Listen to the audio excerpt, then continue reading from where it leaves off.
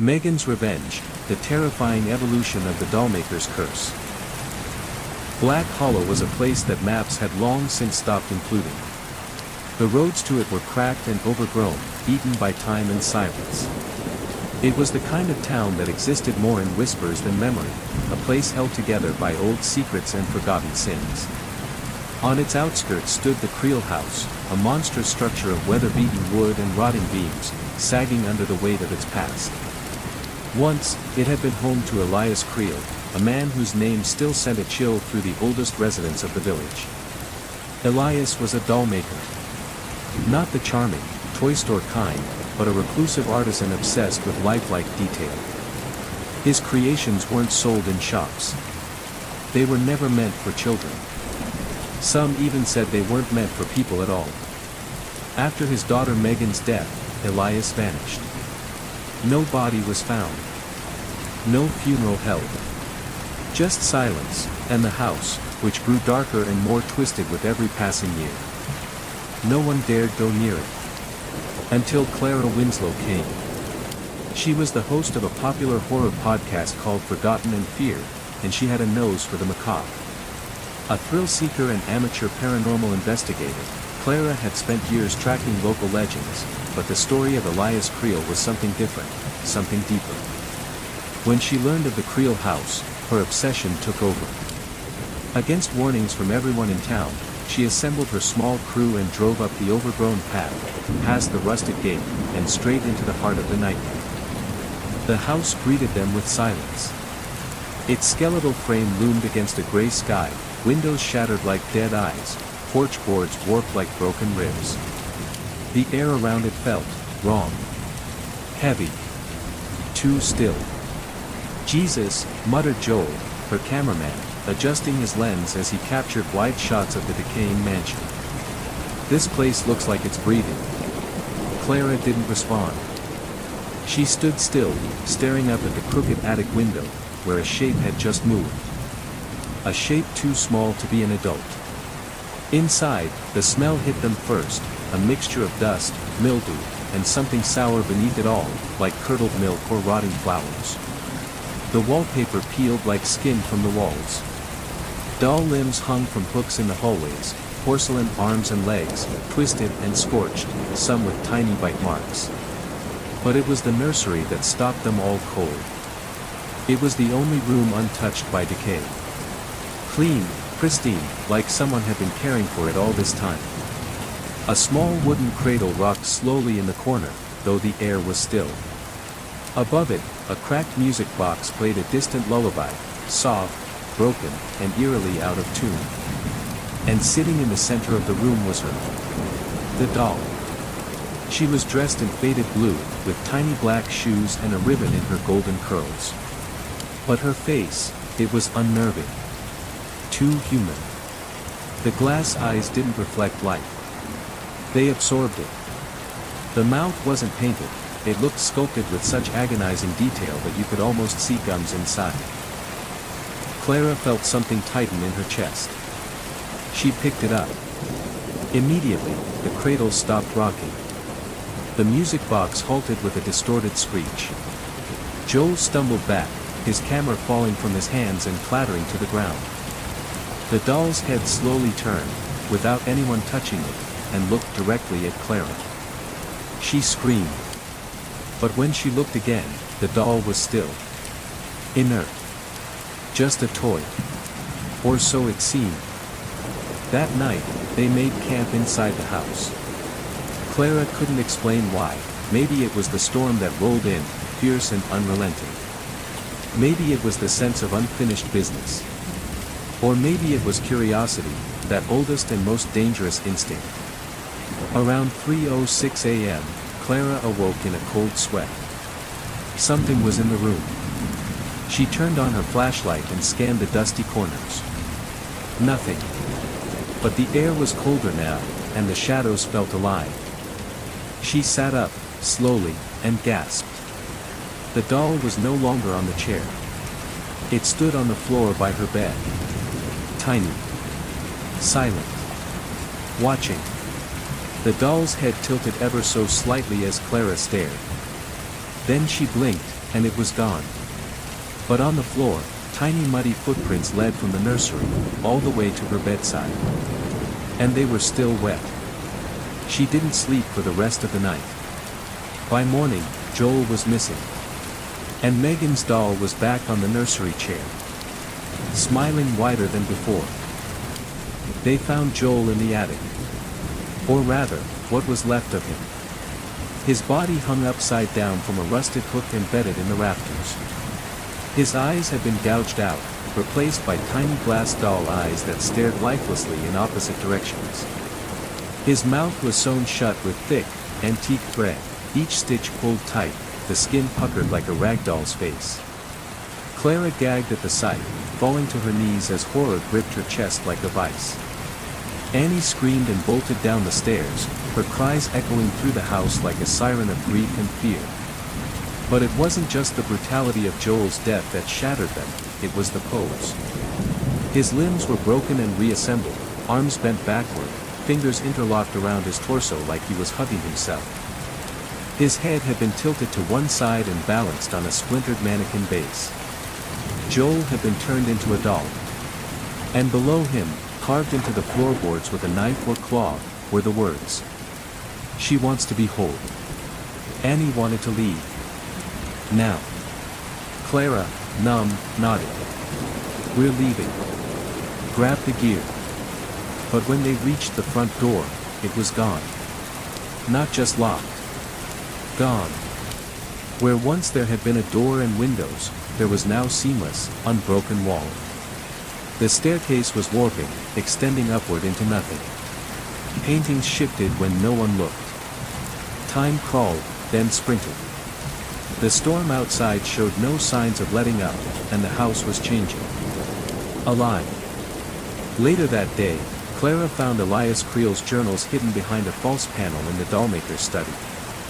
The books were wrapped in brittle leather and sealed with wax, each one labeled with a child's name. Some were scratched out, but one name was written again and again on the walls, on the ceilings, on the inside of drawers. Megan.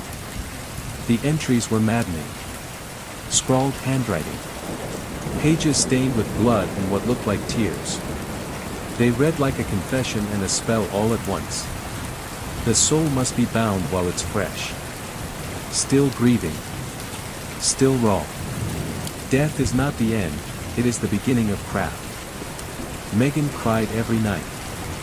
I gave her something no father ever gave, a second life. Porcelain cracks. Flesh stretches. But the soul, oh, the soul fits perfectly. The lullaby must be sung as the needle pierces skin. The song calms them. Distracts them. They die gently, unaware they're being stitched into forever. Clara flipped to the final entry. A single line. She knows I am weak. She will finish what I started. She is not my daughter anymore. Megan's doll was gone again. And Annie was nowhere to be found. They found her that evening, propped up on a child-sized rocking chair in the parlor, her mouth stuffed with hair, eyes replaced with black buttons. Her skin had been peeled delicately, laid over a wire frame beneath her clothes. Her hands rested on her lap, stitched together like prayer. But worse was the fact her body was still twitching. Her jaw moved slightly. And in a cracked voice, her mouth barely able to move against the thread, she whispered, "She's inside me." Clara ran, sobbing, to the nursery. There, the music box played again, its song now louder, faster. The doll was standing on the windowsill, arms outstretched. Its once fragile frame now showed jagged cracks across its porcelain, as if something inside was pushing against it. Small veins, human veins, bulged from within the fissures. One eye was now organic. It blinked. Clara screamed and backed away. The doll turned its head, bones audibly cracking beneath the ceramic surface. Mommy," it whispered in Megan's voice, distorted and childish. Then its mouth split open, revealing teeth, layered and human and baby-like all at once. And it grinned. Megan was evolving. With each death, she was no longer a doll. She was becoming something else. Something alive. And she needed Clara next. To be part of her masterpiece. To make her whole. By morning, Clara was the only one left alive. The house no longer had floors that made sense. Doors opened into identical rooms. Windows showed nothing but infinite black, even though the storm had stopped. Clocks ticked backward, but never at the same speed. There was no way to track time. No way to rest. She had tried smashing the doll. She had burned it, drowned it, torn it apart. Every time, Megan came back stronger. Taller. More real. Clara's hands trembled as she locked herself in the master bedroom, the only place untouched by rot. She barricaded the door with a dresser and dragged a cracked mirror in front of it, needing to see behind her at all times. Needing to know. But that was when the song started. Soft, lilting, sung by a voice far too young, and far too close. Skin and song, thread and bone. You'll never leave my lovely home. Stitch by stitch, and breath by breath. You'll sleep inside the arms of death. The sound didn't come from the hallway. It came from inside the mirror. Clara froze. In the mirror, the room looked the same, but something was off. The walls pulsed like flesh.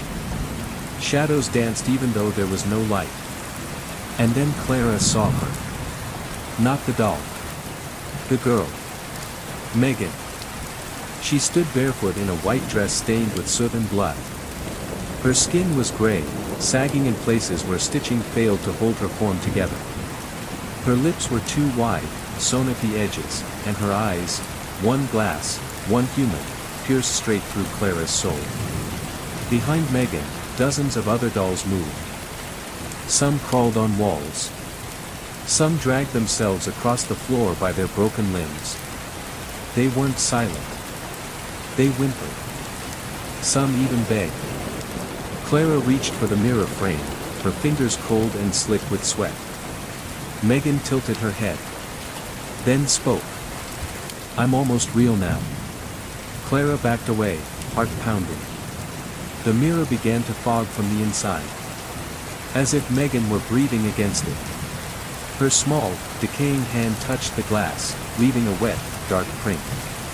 Clara screamed as a crack formed in the glass, not on her side, but within the reflection, spiderwebbing outward.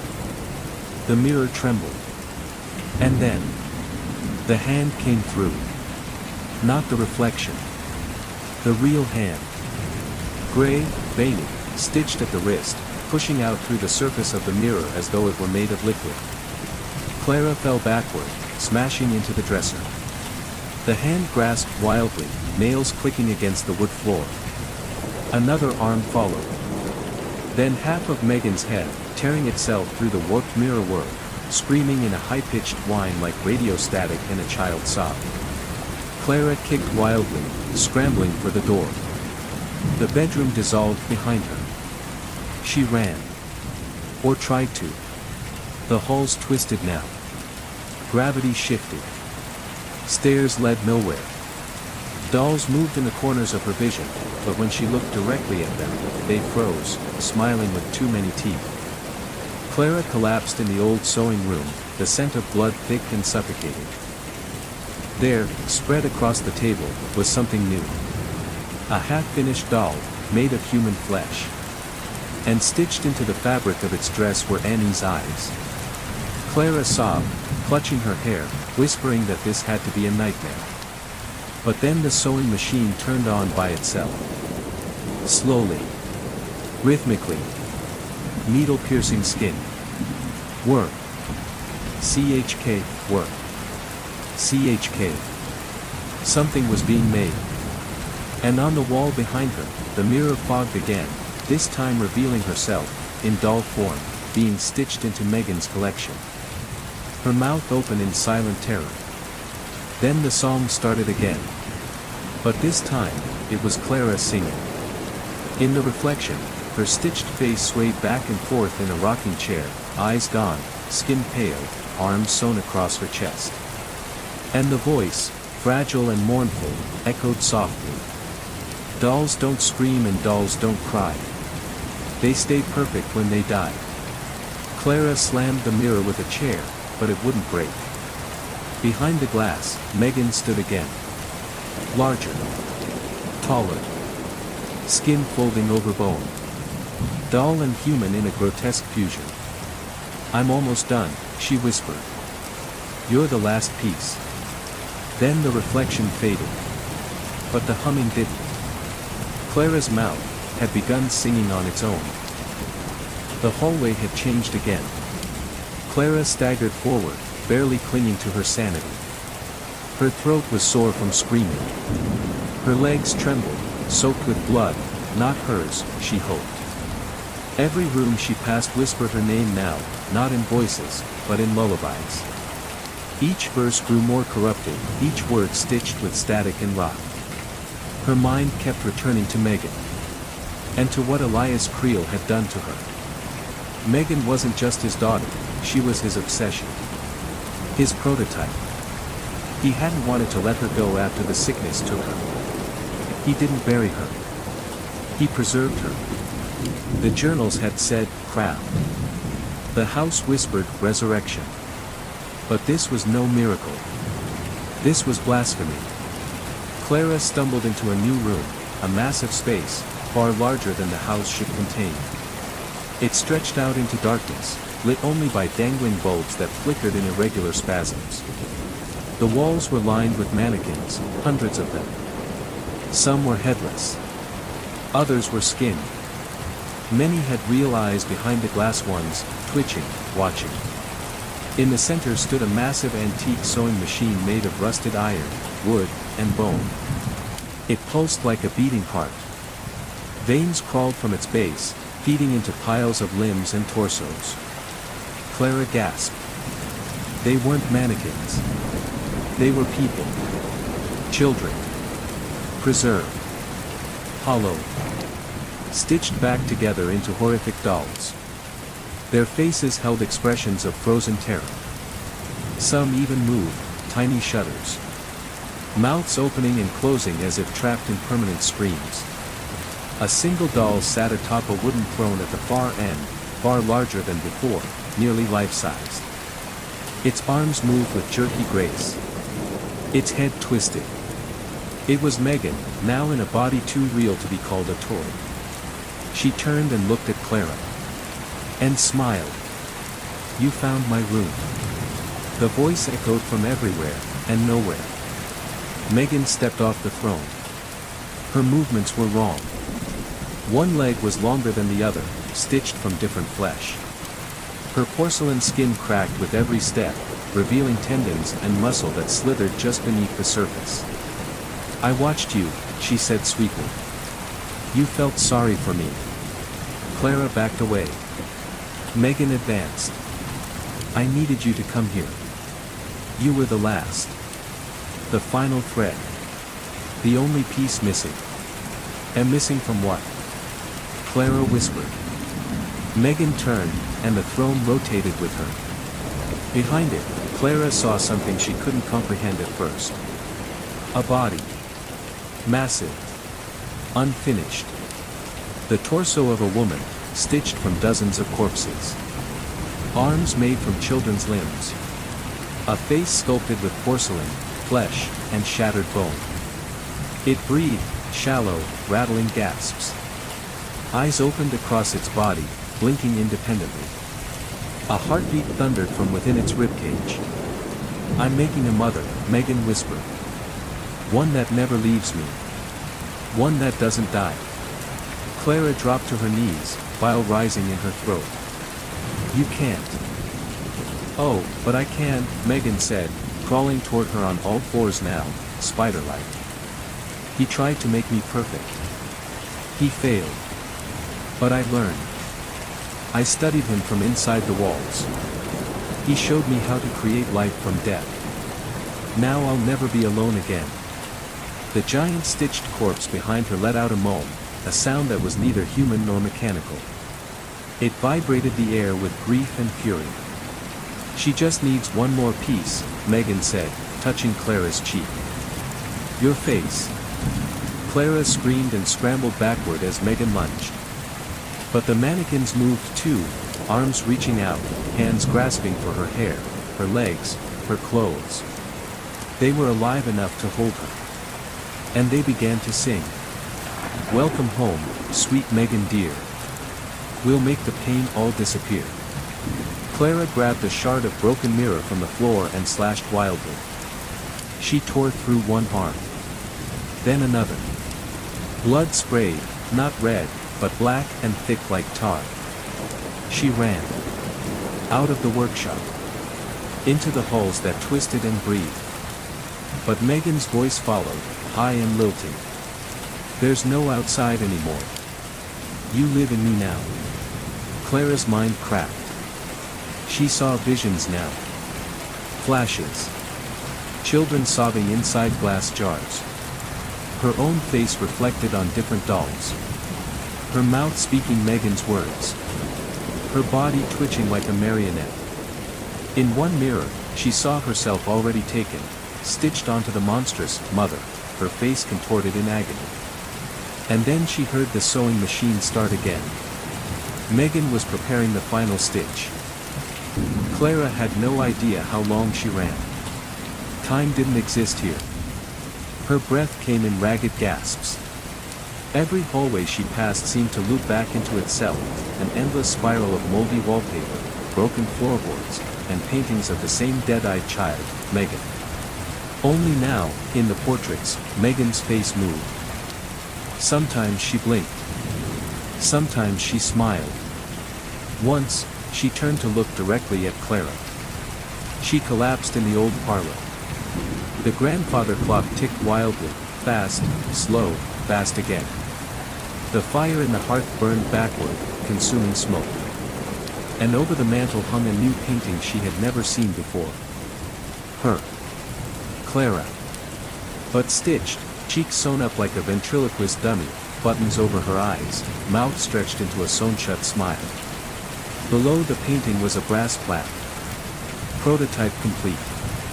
Her stomach churned. Megan wasn't just trying to finish the mother. She was cataloging her victims. And Clara was next in line. Suddenly, a soft, childlike voice echoed from the shadows behind her. Do you want to see what he did to me? Clara turned, trembling. Megan stood in the doorway, not the hulking doll form, but her original self, a frail little girl in a soot-stained dress, her one glass eye glimmering like frost. Clara didn't answer. Megan held out her hand. The house seemed to pause. The fire froze mid-flame. Come with me, Megan whispered. Let me show you. Clara followed. She didn't know why. Maybe it was guilt. Maybe it was the spell. Or maybe, deep down, some part of her thought that understanding Megan's pain would help break the curse. They entered a narrow corridor hidden behind the fireplace, lit only by flickering candles jammed into doll heads. The walls were lined with drawings, hundreds of them, scrawled in blood, charcoal, and human hair. The drawings showed Megan in all stages of decay. Being stitched. Being split open. Being tested. A new body crafted around her soul, again and again. And at the end of the hallway was a glass door. Beyond it was the true workshop. Clara stepped through, and gagged. Inside was the corpse of Elias Creel, slumped over his own notes, a needle still jammed into his throat. His flesh was bloated, stitched in patches. One arm was clearly not his, longer, paler, more feminine. His last experiment had gone horribly wrong. Megan stood over him. He tried to make me perfect, she whispered. He said a doll couldn't rot. That if I was stitched just right, I wouldn't feel pain. She looked down at her own cracked hands. But I still hurt. Clara knelt beside the body. The journal was open. Scribbled across the page in frantic handwriting. The final piece is awareness. She needs a soul that remembers pain. Not just a shell. Not just obedience. She must feel. She must suffer. She must want to stay. Clara's blood ran cold. He hadn't been trying to build a daughter. He had been trying to build a god. Behind her, the sewing machine began to whir again. Clara spun, and saw the mother again. It was awake now. Twitching, groaning, shifting on its grotesque limbs. It had grown larger. More human. More alive. Eyes opened across its face. And one of them was hers.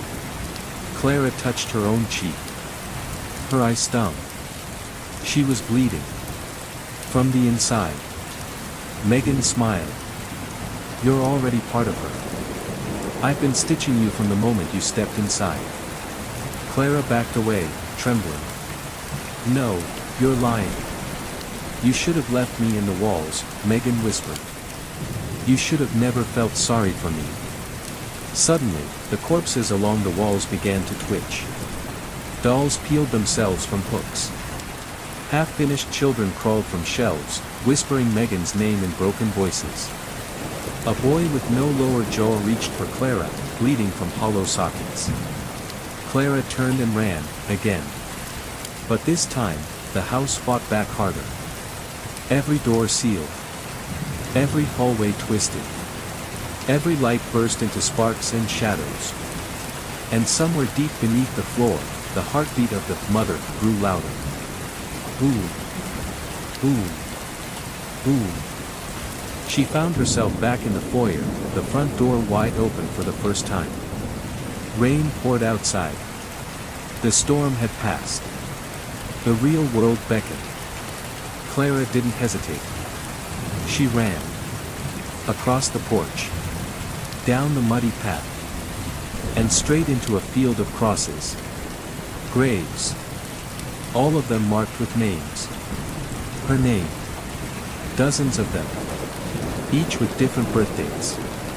Different death dates. Some carved with perfected. Others marked rejected. Clara turned, heart pounding. The house was gone. In its place stood a massive dollhouse, stretching into the clouds, windows flickering with candlelight, faces peeking from behind curtains. She had never left. And Megan stood beside her, holding her hand. You're the final pattern, she whispered, her voice now coming from inside Clara's skull. And the stitching has already begun. Clara's legs felt heavy. Every step was a battle, her feet dragging across the soft earth like they were made of lead. The storm had passed, but there was no relief. The air was thick, oppressive. A heavy fog clung to the ground, swallowing her every movement.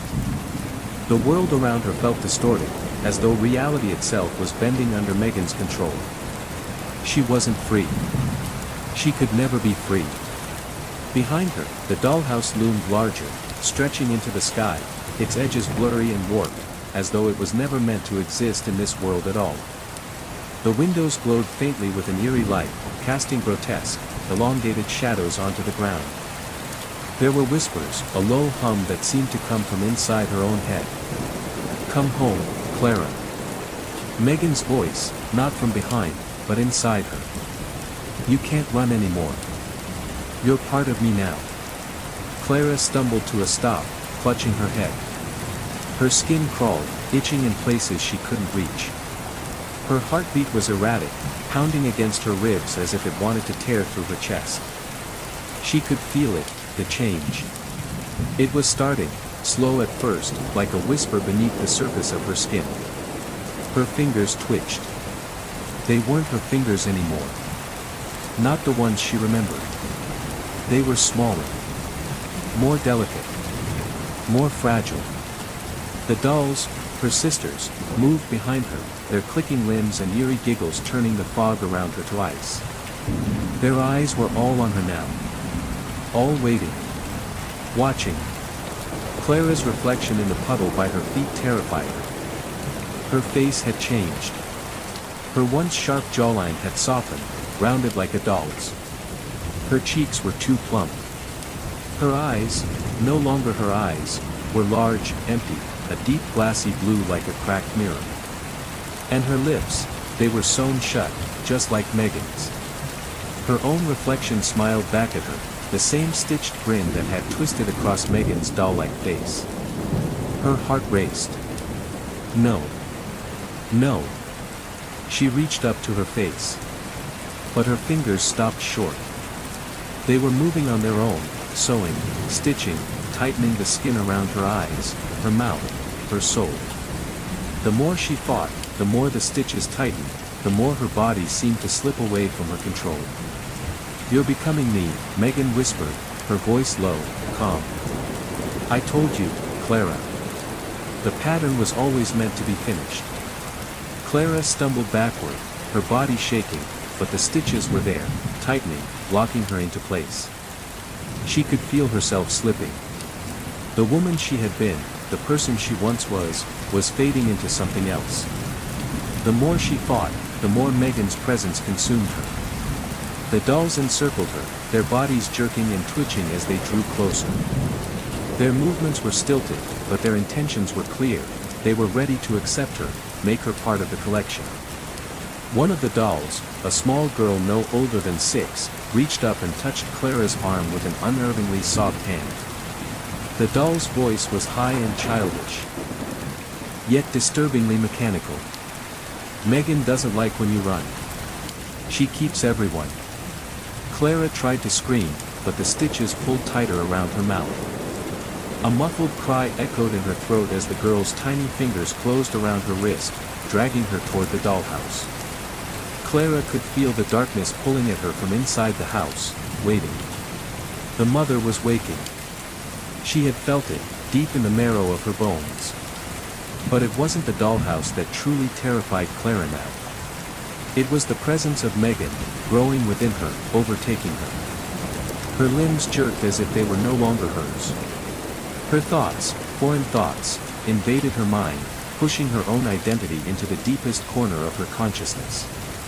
"I needed you, Clara," Megan's voice whispered once more, too close, inside her now.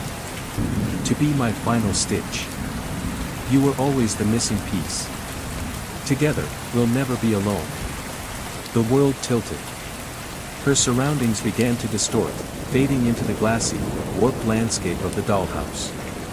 She was being pulled apart, not physically, but mentally, her memories unraveling like threads, pieces of her slipping into the cracks of Megan's world. Clara could hear her heartbeat now, louder. Each pulse was a drumbeat, a summons to the unholy transformation. She wanted to scream. She wanted to fight. But all she could do was listen to the sound of the stitching. "Let me finish." The last words of Megan echoed in Clara's mind. She felt her soul stretch thin, her very existence caught in the dark web that Megan had woven around her. And then, as if a final thread was pulled, everything went silent. When Clara opened her eyes again, she was no longer standing in the field. She was inside the dollhouse. The walls were made of skin, human, not cloth, not wood. The air was thick, sticky, suffocating. Dolls moved around her, their eyes vacant but eager, staring in a way that made her stomach twist. Her reflection was everywhere now. She was everywhere. And then she saw her, Megan, standing in front of a mirror, staring back at her. But it wasn't Megan anymore. It was Clara. Clara's face, her old face, stared back at her, twisted into the same stitched grin that Megan had worn. Her eyes were glassy, unblinking. She was the doll now. And the real Megan stood beside her, smiling as she stitched Clara's new body into place, securing the final pattern. Clara's body no longer obeyed her. Every movement was jerky, out of sync. Her arms and legs were heavy, like they were made of wood, and her joints cracked with every twitch. She could feel her mind fracturing, parts of herself, pieces of her consciousness, slipping away with each passing second. But there was nothing she could do. The stitches held her together, tighter than ever, suffocating every last ounce of who she had been. The world around her was dark. The room felt suffocating, alive with the hum of machinery, the soft whirring of gears turning and needles sewing. It smelled like dust, oil, and something darker, something rotten. The air was thick with the cloying scent of decay, of endless death. Clara had become a doll. Not just any doll, but the final one. The one that would complete the collection. Her reflection in the cracked mirror that hung from the wall was no longer her own. It was a twisted mockery, a grotesque parody of what she used to be. Her face was smooth, but unnaturally so, too smooth, like porcelain. Her eyes, once filled with fear and desperation, were now wide and empty, like the eyes of every other doll that lined the walls of the cursed dollhouse. Her lips were sewn shut, a stitched smile stretching across her face, permanent, unyielding. Behind her, Megan stood in the doorway, her expression serene, too serene. The girl had always been a monster, but now, with Clara's body joining the collection, she was the one in control. The puppet master. The creator. The dollmaker. Clara tried to move, to scream, to run. But her limbs didn't obey. She was trapped inside her own body, a prisoner of Megan's curse. Her hands, her new hands, clawed at her face, but the stitches were too tight. She couldn't even feel the pain. Megan approached slowly, her footsteps soft, almost tender. The dolls, Clara's sisters, watched with eager, hungry eyes, their porcelain faces fixed on the transformation taking place. "You've done well, Clara," Megan whispered. Her voice was smooth, almost loving, like a mother praising her child. "You were always the perfect piece, the one I needed to complete my masterpiece." Clara could feel her heart racing in her chest. It was still hers, that part of her wasn't gone yet. But it was fading. Slipping. The last remnants of her humanity were draining away with each passing moment. She could feel it, her mind becoming a shadow, her memories fading into the background, slowly becoming nothing. And yet, she was still there. Inside. Watching. Megan placed a hand on Clara's shoulder, cold and soft, like the hand of a doll. "You're mine now. Forever." The word sent a chill through Clara, a final stab of terror. She had become a doll.